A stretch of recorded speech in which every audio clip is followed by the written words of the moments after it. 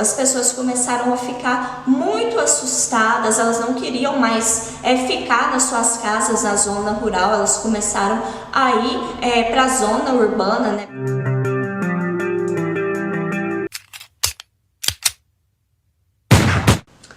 Olá, meu nome é Rayane Duarte e esse é o Paralelo Meridiano, sejam todos muito bem-vindos. No vídeo de hoje eu vou dar continuidade ao assunto dos crimes do Triângulo Mineiro.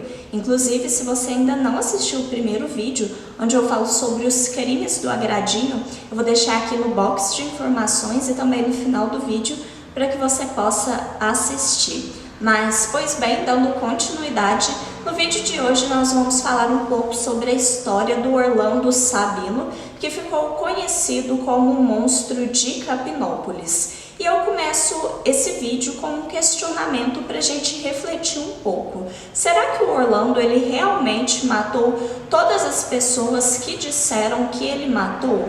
Bom, mas o que foi essa história? Quem foi o monstro? Como aconteceu?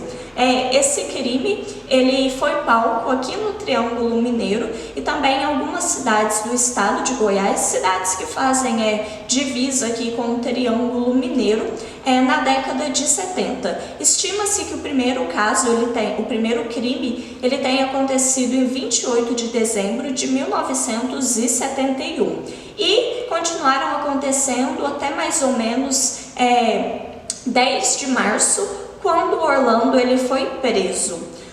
E nisso, nesse meio tempo aí, os moradores da zona rural eles começaram a ficar muito assustados, porque começaram a aparecer animais mortos, bezerros aí, assassinados por facão, e também começaram a aparecer corpos de pessoas, funcionários, proprietários, donos de sítios, de fazendas, assassinatos aí que aconteceram de forma brutal, alguns com tiros, outros com esse facão. E nisso criou-se aí, começou a criar um pavor, as pessoas começaram a ficar muito assustadas, elas não queriam mais ficar nas suas casas na zona rural, elas começaram a ir para a zona urbana, né, para casa de parentes, porque elas não queriam ficar nos sítios, nas fazendas, pelo medo aí dessa pessoa, desse assassino em série, que era descrito inclusive como um homem moreno, de altura mediana, que tinha muita facilidade para andar no meio do mato, para aparecer e desaparecer, algo quase aí até um exagero, quase sobrenatural, digamos assim, de que ele tinha toda essa facilidade. Inclusive, para esse vídeo eu peguei alguns recortes, eu fiz algumas leituras de algumas matérias do Extinto Lavoura e Comércio aqui de Uberaba, do mês de março, que foi exatamente em março de 72, quando começou a se acentuar, né, essa busca aí desenfreada pelo monstro de Capinópolis, porque ele precisava ser preso. Inclusive, no jornal fala-se sobre uma perda irrecuperável da economia, porque com essa ida das pessoas para a cidade, plantações que deveriam ser colhidas, né, elas ficaram ali paradas. As crianças elas pararam de ir para a escola porque eles fecharam as escolas, ou seja, um pavor aí generalizado. Nas primeiras edições ali do Lavoura e Comércio de março, estimava-se 25 vítimas, entre vítimas do estado de Minas Gerais e do estado de Goiás. Mas há toda aí uma contradição em relação a esse número de vítimas. Em relação no próprio Lavoura e Comércio, dias depois já se fala em 11 vítimas e no processo se fala em 6 vítimas. Então não sabemos ao certo quantas pessoas realmente foram assassinadas e quantas pessoas realmente foram assassinadas pelo Orlando. E enquanto o Orlando ele ainda estava solto, foi criada uma mega operação, uma operação gigantesca para tentar prendê-lo. Nessa operação tinha helicóptero da CEMIG, helicóptero da FAB, vieram cães de Belo Horizonte, transportados de avião. Vale destacar que nessa época, né, nos anos 70, não tinha esses cães aqui em Uberaba, mas que hoje os canis, Uberaba tem canil e que é bem forte isso, inclusive. Tem os cães da Polícia Militar, que são usados aí para encontrar drogas, e tem os cães do Corpo de Bombeiros, que inclusive eles são treinados, né, muito bem treinados. Eles atuaram até nas buscas de Brumadinho. Só uma informação a mais aí a título de contextualização. Mas enfim, voltando para a operação para prender o Orlando. Na época também veio o diretor da Polícia Militar de Minas Gerais aqui para Uberaba, porque a operação, apesar, né, dos crimes abrangerem aí uma grande área do Triângulo, a operação estava sendo concentrada aqui em Uberaba. Vieram aí os caras do Exército, do DOPS, da Polícia Militar, foi criada uma grande operação. Fora isso, os repórteres, as pessoas que estavam trabalhando como voluntários para encontrá-lo. Inclusive naquela época o porte de armas ele era livre, ou seja, estava todo mundo armado. Foi criada uma mega operação, e não necessariamente uma operação totalmente organizada. Inclusive é um relato do Lavoura e Comércio, onde que fala que estava tudo muito confuso, que ninguém mais sabia quem era agente policial, quem era repórter, quem era voluntário, quem era curioso. Em relação aos repórteres, aos jornalistas, vieram jornalistas aí do país inteiro. Inclusive em determinada data tinha 50 deles hospedados em um hotel aqui da cidade, todo mundo aguardando ali, ansioso, o momento da prisão do Orlando. Até que essa prisão ela aconteceu no dia 10 de março de 72, por volta de 1h30 da tarde, um horário ali depois do almoço, e ele foi preso à beira ali do rio Tijuco. E ele foi trago aqui para Uberaba, né? Primeiro deram um banho nele, depois ele foi apresentado para a imprensa. Ele passou ali por diversas perguntas em relação aos bezerros.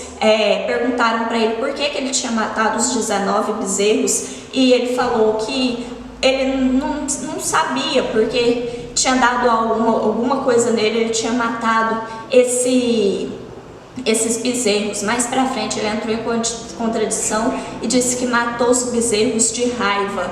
E então começou nessa jornada de interrogatório, de perguntas, de descobrir quem é o Orlando. O Orlando ele nasceu em Arapongas, no Paraná, e veio parar aqui para a região do Triângulo. Inclusive ele contou também que ele tinha tinha passado aí por um episódio traumatizante, que foi o assassinato do pai dele quando ele era ainda criança.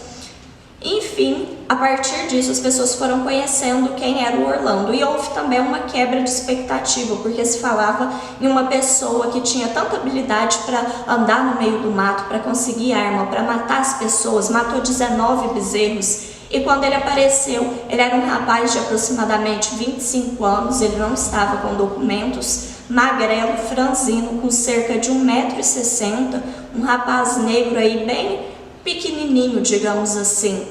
Então já houve um pouco essa quebra de expectativa de ele ser um monstro que a mídia criou. É claro que tem aí diversos indícios da brutalidade dos crimes. Posteriormente, no processo, entrou 6 vítimas fatais atribuídas ao Orlando e 3 vítimas que, no caso, sobreviveram. Entre essas vítimas fatais, o Lavoura descreve que um deles teve a cabeça aberta e a porretas, né, a golpes, e que uma mulher que foi assassinada, ela também foi abusada sexualmente. Então a história ela tem aí diversos parâmetros, diversas fragilidades, mas também tem os aspectos aí de brutalidade. Posteriormente, o Orlando ele foi diagnosticado oligofrênico, que é aí algo que afeta, né, o desenvolvimento mental. Ele tinha esse problema, esse diagnóstico desse problema mental de desenvolvimento, e, inclusive durante todo esse tempo aí de interrogatório, de reconstituição dos crimes, ele era sempre apontado já como um cara muito assustado, traumatizado, com os olhos sempre esbugalhados, que estava às vezes com muito medo Então ele tinha esses problemas aí psiquiátricos. Depois ele foi preso, claro, ele foi encaminhado aí para um manicômio judicial na cidade de Barbacena, onde ele ficou até 2011. Em 2011 ele foi solto e foi viver o restante da vida dele em uma casa de repouso. Em 2013 o Orlando ele faleceu aí de causas naturais. E depois disso, né, com o passar do tempo, começaram a se levantar questões, né, com o passar do tempo, digo, depois da prisão dele, em relação àqueles crimes. Será que ele realmente tinha cometido todos os crimes? Porque tinham muitas fragilidades, inclusive durante o interrogatório, quando ele confessava uma morte, ele recebia um doce. Divergia daquela imagem de monstro assustador que tinha uma habilidade assim imensurável de andar no meio do mato. Era algo assim que tinha muitas contradições em relação também aos crimes, projétil de bala encontrado no corpo de vítima que não condizia com a espingarda velha que Orlando carregava. Até a hipótese de que ele tinha uma arma melhor e perdeu, mas mesmo assim ainda são questões. Há também a situação de que foram diversas cidades. É como que alguém descalço, porque ele foi preso descalço, conseguia percorrer essas distâncias aí, sozinho, descalço, e cometer os assassinatos em um período de tempo aí um pouco curto. Então, há bastante fragilidade nesse processo, se ele realmente matou todas as pessoas que lhe foram atribuídas. Entre minhas pesquisas, eu li um texto do Uberaba em Fotos, escrito pelo André Borges Lopes. Eu vou deixar aqui um pouco, o link aqui para quem quiser ler, que ele fala sobre a questão da ditadura militar e que havia uma censura muito grande. O que pode ter acontecido de alguns crimes ter sido jogados ali nas costas do Orlando.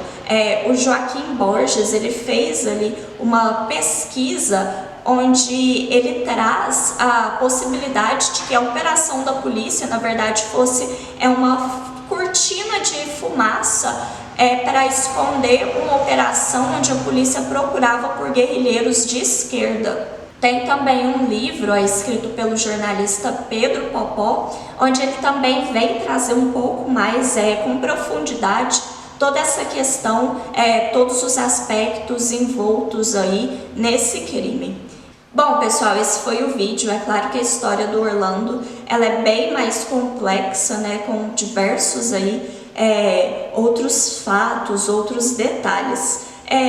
Nós lá do Grupo JM, nós estamos com um projeto de criar um podcast focado unicamente nos crimes. Ainda vou continuar trazendo os vídeos dos crimes do Triângulo, mas a ideia do podcast é falar justamente com mais profundidade, produzir conteúdos um pouco maiores para a gente poder trazer mesmo essas minúcias, esses pontos que às vezes não dá para trabalhar em um vídeo mais curto para o YouTube. Então continua acompanhando que em breve vai ter um podcast só sobre crimes e provavelmente irei voltar a falar sobre o caso do Orlando.